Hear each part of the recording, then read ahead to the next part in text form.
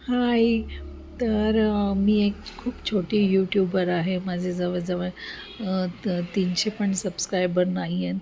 पण मला ना रियालिटी शो खूप आवडतात. जसं Marathi big boss, Hindi big boss आणि असे रियालिटी शो खतरों के खिलाडी नंतर असे आहेत आणि आता सध्या लॉकअप 2 चालू आहे.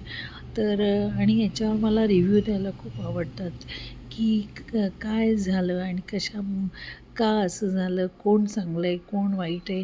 तर मला हे कधी-कधीच मी रिव्ह्यू देते, दररोज देत नाही. तर तसंच आता लॉकअप 2 चालू आहे आणि लॉकअप 2मध्ये श्रेया खूप छान खेळते आहे. श्रेया आणि शिल्पा शिंदेची तर एकदमच छानच फ्रेंडशिप झाली आहे आणि त्या दोघी खूप देत आहेत. त्या दोघी या शोसाठी खूप देत आहेत आणि खूप कॉमेडी करत आहेत, चुगल्या करत आहेत, सगळे करत आहेत. पण खूप छान दिसतं, छान वाटतं आहे. आणि मला असं कळून आलं आहे, की बाहेर विनर असं कळून आलं आहे, की शिवांगी जोशी झाली म्हणून. शिवांगी जोशीने एवढं काही नव्हतं शोला दिलं आहे आणि देत आहे. पण श्रेया खूप पहिल्यापासून देत आहे. तर मला असं वाटतं श्रेयाच विनर व्हावी आणि श्रेया आणि शिल्पाची जोडी खरंच खूप छान आहे.